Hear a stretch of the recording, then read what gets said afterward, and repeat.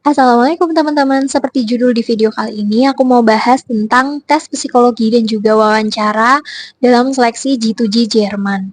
Nah, sebelumnya aku juga mau kenalan dulu nih. Aku adalah peserta G2G Jerman Batch 4 yang mendaftar di bulan September 2023, kemudian melewati proses ya kan, dari mulai verifikasi dokumen, kemudian tes psikologi dan juga wawancara. Pengumuman kelulusannya di Januari tanggal 5 2024. Nah, banyak nih teman-teman yang nanyain di Instagram, apa aja sih yang ditanyakan di tes psikologi, apa aja yang diujiankan, kemudian apa aja yang ditanyakan juga waktu wawancara. Jadi aku mau bahas di video kali ini. Dan untuk tes psikologi, alurnya itu nanti pasti ada kok pengarahan dari tim BP2MI gitu. Kalau aku dulu diarahkan untuk tes psikologinya di psikolog yang memang daftar atau bekerja sama dengan BP2MI gitu. Jadi nggak semua psikolog kita bisa untuk tes psikolog ya.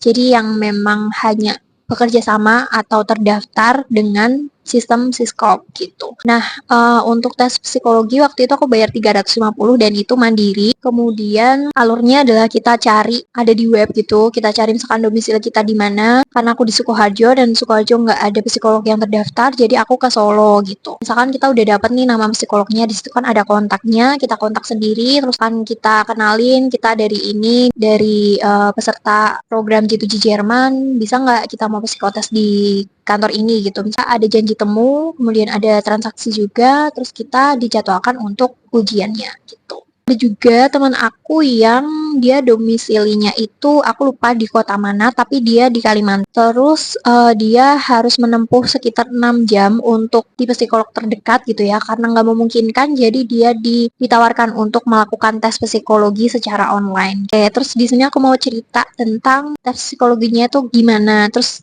apa yang harus disiapkan. Jadi sebenarnya kalau arahan dari HIMSI dan juga BP2MI waktu aku Zoom pengarahan atau meeting pengarahan itu, kita sih sebenarnya cuma disuruh persiapan mental dan juga fisik ya. Maksudnya nggak yang harus belajar apa kayak gitu, enggak. Terus kayak lebih ke ya udah jadi diri kamu sendiri aja gitu. Tapi kalau dari versi aku bisa lah, kalau misalkan kita mau belajar-belajar dikit juga ada sih menurut aku yang harus dipelajari gitu, apalagi yang belum pernah tes psikologi ya. Dari mulai tes tulis, itu kan ada kayak menceritakan peristiwa yang menyenangkan, yang menyedihkan, yang menantang, terus gimana sih kamu di sikon itu, terus apa aja yang kamu lakukan, terus gimana pas kamu ngehadepin itu tuh dijelaskan kayak dalam paragraf gitu, jadi lumayan nulis lama. Ada juga tes deret bilang, terus tes pengetahuan umum dari sinonim, antonim, itu juga ada. Terus ada juga tes hubungan kata, tes aritmatika, kemudian ada penjumlahan sederhana, ada juga tes Kraepelin, tes potongan gambar, terus tes kemampuan ruang, kemudian tes melanjutkan gambar, kayak misalkan ada titik, terus kalian mau bikin gambar, nah kalian lanjutin apa, ada garis, terus kalian lanjutin gambar,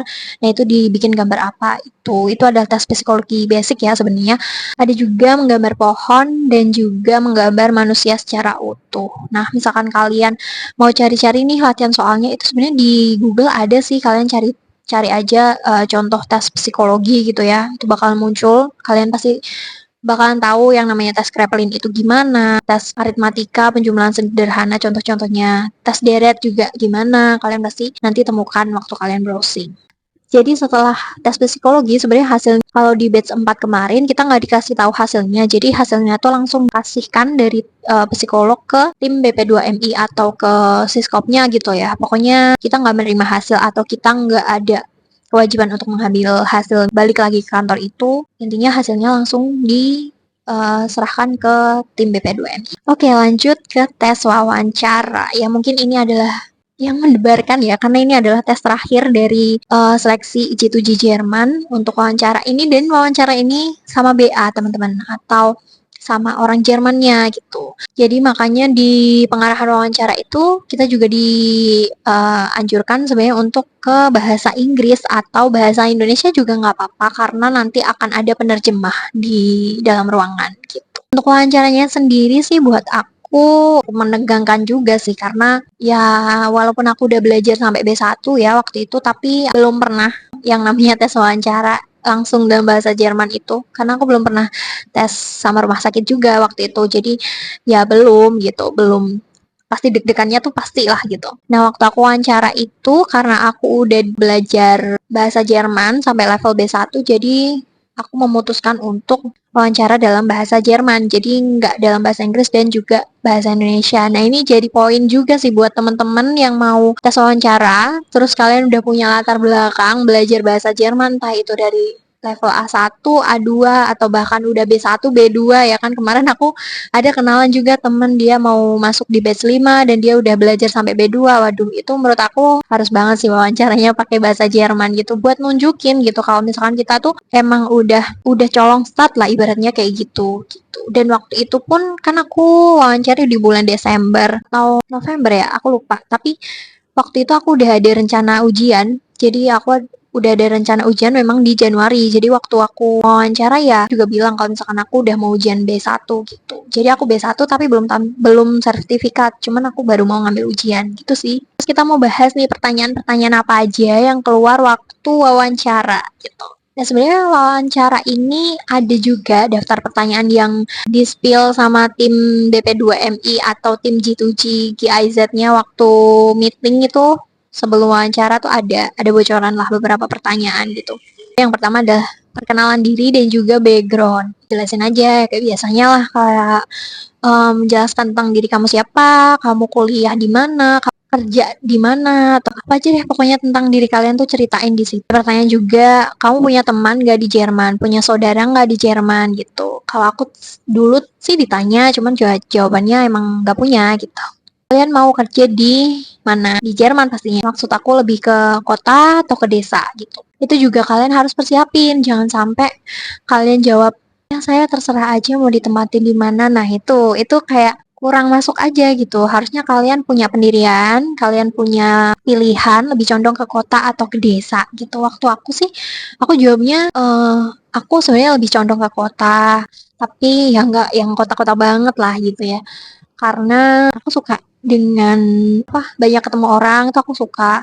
Terus biasanya di kota kita juga lebih banyak transportasinya dan segala macam. Itu aku jelaskan waktu aku wawancara. Yang selanjutnya adalah motivasi kerja ke Jerman. Nah, ini penting banget juga. Ini pasti ditanyakan sih. Apa sih motivasi kalian buat ke Jerman gitu ya? Akan dari gaji atau dari sistem kesehatan di Jerman yang udah maju atau dari segi apa gitu. Pokoknya kalian luapkan aja apa motivasi ke Jerman dan itu pastikan motivasi itu tinggi ya, gede ya. Maksudnya kayak kalian tuh bener-bener pengen ke Jerman, bener-bener gitu ya. Kalian sampaikan ya faktor-faktor apa aja yang bikin kalian tuh pengen tinggal di Jerman. Terus selanjutnya adalah apakah kamu punya anak atau pasangan dan adakah keinginan untuk membawanya ke Jerman gitu. Nah, ini juga ada pertanyaan juga sih tentang ini. Sebenarnya di perkenalan kan kita udah memperkenalkan diri ya, entah kita lady atau lajang atau kita punya pasangan.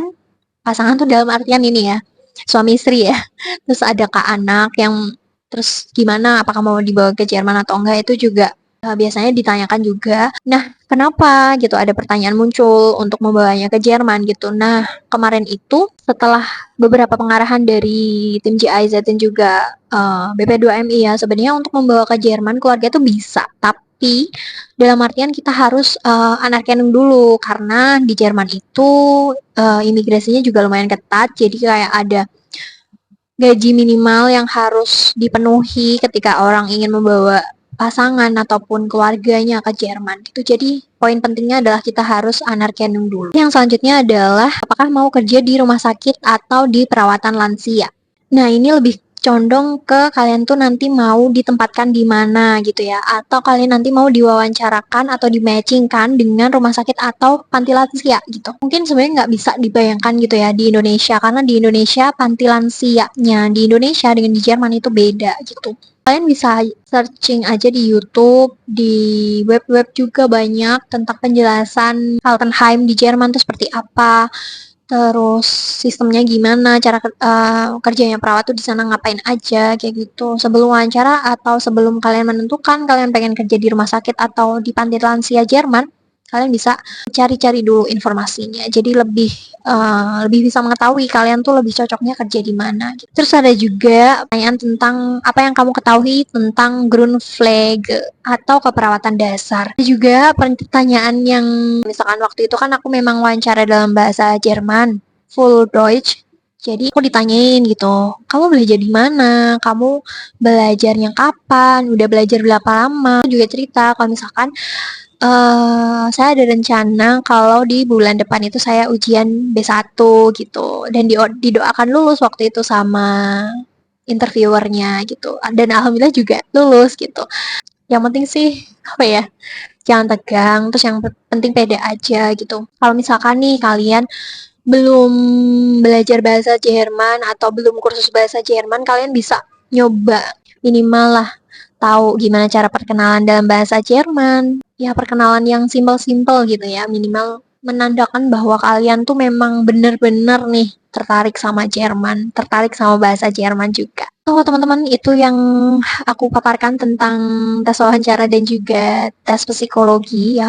Harapannya semoga teman-teman semuanya yang menjalani tes di G2G Jerman ini semoga lulus, semoga diberi kemudahan dan juga semoga bisa setelah lulus semoga bisa dilancarkan juga untuk proses selanjutnya, entah dari kursus bahasanya, ujian bahasanya, persiapan dokumen, wawancara, sampai pengurusan visa. So, itu tadi video aku dan see you di video selanjutnya.